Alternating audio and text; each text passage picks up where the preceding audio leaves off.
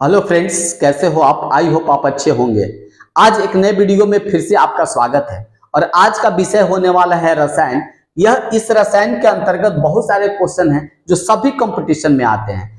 जो शिक्षक बहाली प्रक्रिया 2023 जो बिहार के शिक्षक यदि बनने की आप लालसा रखते हैं तो इस रसायन विषय से अनेकों प्रश्न आएंगे। तो प्लीज इस वीडियो को अंत तक देखें और इसमें समझने का प्रयास करें। बहुत ही आसान सब्जेक्ट है रसायन। यदि आपको आता है तो आसान बन जाता है, नहीं आता है तो सबसे यदि भारी कह लिया जाए विषय तो है रसायन। तो चलिए आज हम रसायन को समझने का प्रयास करेंगे। तो पहला क्वेश्चन लेते हैं, आधुनिक रसायन विज्ञान के जनक कौन है? तो इनका नाम था लेबोसियर। लेबोसियर को आधुनिक रसायन विज्ञान का जनक कहा गया। अब हम चलते हैं दूसरे क्वेश्चन की ओर। तो दूसरा क्वेश्चन है कि एक मोल कितने के बराबर होता है? एक मोल 6.022 इंटू 10⁻23 यानी कि 6.022 गुने 10⁻23 परमाणु के बराबर होता है। परमाणु के बराबर होता है और इसको अवोगाड्रो संख्या अवोगाड्रो संख्या भी कहा जाता है। तो फ्रेंड्स यहां पे दो क्वेश्चन बनते हैं। पहला क्वेश्चन बनता है कि एक मोल कितने के बराबर होता है, दूसरा क्वेश्चन बनता है एवोगाड्रो संख्या क्या होती है। तो दोनों का आंसर एक ही होगा, 6.022 इंटू 10⁻23 परमाणु। अब आगे चलते हैं फ्रेंड्स। तो अगला क्वेश्चन है सूखा बर्फ या शुष्क बर्फ। सूखा बर्फ या शुष्क बर्फ किसको कहते हैं? तो ठोस CO2 को सूखा बर्फ या शुष्क बर्फ कहा जाता है। अगला क्वेश्चन है लाफिंग गैस यानी हंसाने वाली गैस, ऐसी गैस जहां पर छोड़ देने के बाद लोग हंसने लगते हैं, उस गैस का नाम है N2O, nitrous oxide. Nitrous oxide. तो फ्रेंड्स अगले क्वेश्चन की चलते हैं। तो यहां पर देखिए मार्स गैस किसको कहते हैं? तो मार्स गैस मीथेन गैस को कहा जाता है। मीथेन का सूत्र जो होता है CH4 होता है और ये CH4 को मीथेन गैस कहां कहां पाए जाते हैं? तो अधिकतर आप धान की खेती में जब जाएंगे तो आपको मीथेन गैस वहां पर मिलेगा।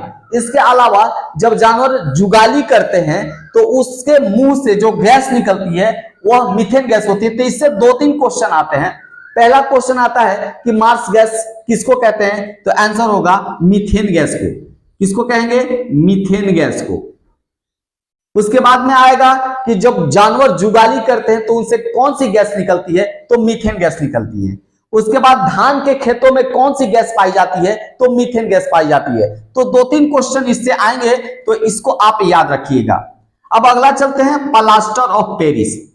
यह जो प्लास्टर ऑफ पेरिस है, जब हाथ पैर टूट जाता है तो उसके ऊपर एक प्लास्टर लगा दिया जाता है जिसको प्लास्टर ऑफ पेरिस कहा जाता है। यह जो होता है कैल्शियम सल्फेट होता है। कैल्शियम सल्फेट CaSO4, इसका जो सूत्र होता है प्लास्टर ऑफ पेरिस का, तो CaSO4 हाफ H2O होता है। यहां पर यदि आपका आ जाएगा CaSO4 और यहां पर 2H2O तो ये फॉर्मूला जो है जिप्सम का हो जाएगा, जिप्सम। तो फ्रेंड्स यदि ये CaSO4 हाफ H2O के जगह पे यदि आपको CaSO4 2H2O आ जाए, इसमें दो जल के अणु आ जाए और इसमें आधा जल के अणु, दोनों में फर्क है, इसमें दो जल के अणु आ जाए तो इसको जिप्सम कहा जाएगा। तो यहां से दो प्रश्न बनते हैं। प्लास्टर ऑफ पेरिस का फॉर्मूला क्या होता है? तो CaSO4 हाफ H2O। जिप्सम का फॉर्मूला क्या होता है? CaSO4 2H2O। जिप्सम का आप उपयोग देख लीजिए, यह सीमेंट उद्योग में जिप्सम डाला जाता है। अब अगले क्वेश्चन की ओर चलेंगे। तो अगला क्वेश्चन है bleaching powder. That is very important question. अनेक कंपटीशन में ये ब्लीचिंग पाउडर का रासायनिक फॉर्मूला लिखने के लिए आया हुआ है। तो इसका फॉर्मूला होता है CaOCl2 यानी कि कैल्शियम ऑक्सीक्लोराइड। इसको कहा जाता है कैल्शियम ऑक्सीक्लोराइड। तो कैल्शियम ऑक्सीक्लोराइड जो होता है वो ब्लीचिंग पाउडर का रासायनिक सूत्र होता है। अब देखिए अगला है वॉशिंग सोडा। वॉशिंग सोडा कहिए या धोबिया सोडा कहिए, तो ये दोनों एक ही चीज है। तो वॉशिंग सोडा का जो फॉर्मूला होता है वह Na2CO3 सोडियम, Na से सोडियम और CO3 से कार्बोनेट, इसको कहते हैं सोडियम कार्बोनेट। तो ये सोडियम कार्बोनेट हुआ, इसको कहा जाता है वाशिंग सोडा।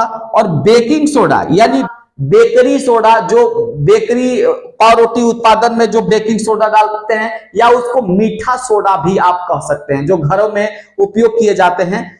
तो मीठा सोडा या बेकिंग सोडा का जो फॉर्मूला होता है वह NaHCO3। ये देखिए सोडियम कार्बोनेट में H नहीं है और इसमें H लग गया, तो इसलिए H लग गया तो इसका नाम बाई कार्बोनेट हो जाता है। N से Na से सोडियम, H से बाई और CO3 से कार्बोनेट, सोडियम बाई कार्बोनेट। तो यहां पर यदि सोडियम बाई कार्बोनेट आता है तो वह है बेकिंग सोडा। तो अगला क्वेश्चन फ्रेंड्स चलेंगे, तो अगला क्वेश्चन है सबसे हल्का धात्विक तत्व कौन होता है। तो धातु में यदि तत्व की जहां तक बात कर लिया जाए तो जो सबसे हल्का होता है वह होता है लिथियम, जिसका संकेत Li होता है।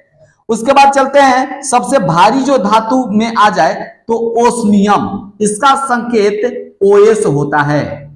तो जब भी आपको दो अक्षर लिखने के लिए आ जाए तो पहला अक्षर बड़ा लिखा जाता है और दूसरा छोटा लिखा जाता है। तो इस तरीके से ओस्मियम जो है, ओस्मियम का संकेत OS होता है, जो सबसे भारी धातु है। अब चलते हैं अगले क्वेश्चन की ओर।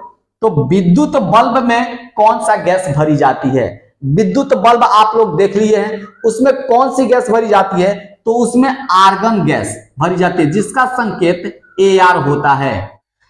तो अगला क्वेश्चन में देखेंगे कि आतिशबाजी में लाल रंग का जो कारण होता है वह स्ट्रांसियम होता है, जिसका संकेत SR होता है। उसके बाद अगला क्वेश्चन चलेंगे, तो रेफ्रिजरेटर में शीतलक के रूप में कौन सा गैस प्रयोग किया जाता है। तो शीतलक रेफ्रिजरेटर में प्रयोग किया जाता है फ्रीऑन है। और रणनीति धातु किसे कहते हैं। रणनीति धातु टाइटेनियम को कहा जाता है। टाइटेनियम को रणनीति धातु कहा जाता है क्योंकि इसका उपयोग जो होता है रक्षा उद्योग में, इसका उपयोग होता है टाइटेनियम का, इसलिए रक्षा उपयोग के कारण इसका नाम रणनीति धातु हो गया है। तो रणनीति धातु आएगा किसको कहते हैं, तो टाइटेनियम। प्याज और लहसुन में गंध का कारण, यह भी इंपॉर्टेंट है। प्याज और लहसुन जब आप घर में होंगे तो उसके गंध आते हैं, तो उसके गंध का कारण होता है क्योंकि उसके अंदर पोटेशियम होता है, पोटेशियम होता है। तो फ्रेंड्स आगे चलते हैं। तो अगला है कि सोडियम को कहां रखा जाता है। तो सोडियम को मिट्टी के तेल में रखा जाता है, क्योंकि सोडियम जो है, सोडियम पर जैसे ही पानी से रिएक्शन कराएंगे, पानी जैसे ही उस पर छीटेंगे तो सोडियम जलने लगता है, क्योंकि सोडियम पानी से रिएक्शन कर जाता है और सोडियम हाइड्रो ऑक्साइड बनाता है, एक यौगिक बना लेता है। इसलिए उसको हमेशा मिट्टी के तेल में रखा जाता है, क्योंकि यदि उसको बाहर रखिएगा तो चूंकि वायु में नमी होता है, तो नमी में पानी है, तो पानी फिर भी वो सोडियम जो है वह जलने लगेगा, इसलिए सोडियम को हमेशा मिट्टी के तेल में डुबा कर रखा जाता है। अब अगला क्वेश्चन है, फास्फोरस को कहां रखा जाता है। तो फास्फोरस को ठंडे पानी के अंदर रखा जाता है। फास्फोरस दो प्रकार के होते हैं, एक व्हाइट फास्फोरस या येलो फास्फोरस और एक होता है रेड फास्फोरस। जो व्हाइट और येलो फास्फोरस होता है वह अति ज्वलनशील होता है, इसीलिए उसको ठंडे पानी में डुबा कर रखते हैं, क्योंकि हवा से वो रिएक्शन करके फास्फोरस पेंटाऑक्साइड, फास्फोरस ट्राइऑक्साइड बना लेते हैं, इसलिए वो यौगिक ना बना पाए, इसलिए उसको फास्फोरस को ठंडे पानी में रखा जाता है। अब आया अगला कि सिल्वर आयोडाइड का क्या उपयोग है। सिल्वर आयोडाइड का AgI, जिसका यौगिक का रासायनिक सूत्र है, और उसका उपयोग कृत्रिम वर्षा कराने में इसका उपयोग होता है सिल्वर आयोडाइड का। NTP पर किसी गैस के 1 मोल का आयतन कितना होता है, तो 22.4 लीटर होता है। यह NTP जो होता है यह होता है साधारण ताप दाब। साधारण ताप दाब, नॉर्मल टेम्परेचर प्रेशर पर किसी गैस के 1 मोल का आयतन जो होता है 22.4 लीटर होता है। तो फ्रेंड्स अगले क्वेश्चन की ओर चलते हैं। तो जल के अस्थायी कठोरता के कारण, जल के जो अस्थायी कठोरता होता है वह कैल्शियम और मैग्नीशियम के बाइकार्बोनेट के कारण उत्पन्न होता है। और अगला प्रश्न है कि जल में अस्थायी कठोरता रहेगा, तो वह है कैल्शियम और मैग्नीशियम के क्लोराइड,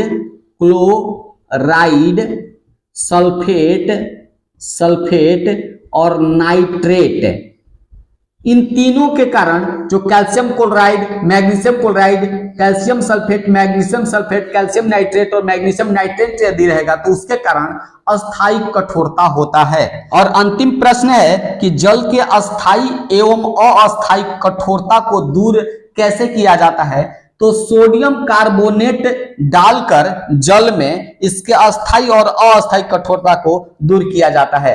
आई थिंक इस वीडियो को आप अच्छी तरीके से समझ गए होंगे। यदि कोई प्रश्न हो तो प्लीज कमेंट सेक्शन में जाएं और सवाल पूछें, आपका जवाब तुरंत मिलेगा। धन्यवाद।